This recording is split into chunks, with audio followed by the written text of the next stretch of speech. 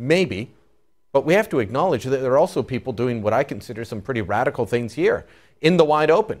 There's a mosque near Toronto that has been in the news before for its controversial plan to build a massive Muslim-only condo complex in the middle of a very Jewish neighborhood, but also because of what schools associated with that mosque were teaching. I'm speaking of the Jafari Center in Thornhill, Ontario. This was the place that was subjected to a hate propaganda investigation by York Police after complaints about the curriculum being taught to young people.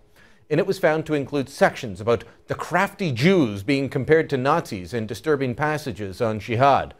This was what they were putting forward to the minds of 13 and 14-year-olds. Well, that same center just 2 years ago was also putting on a school play that involved very young children either participating or watching as they engaged in beheadings. In videos supplied to me, children at the Jafari Center acted out beheadings.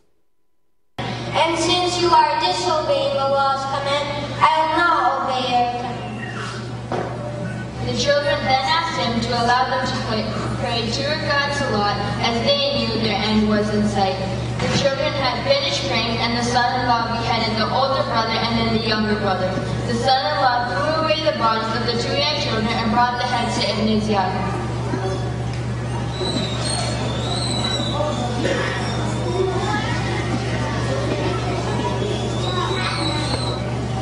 Here are the heads.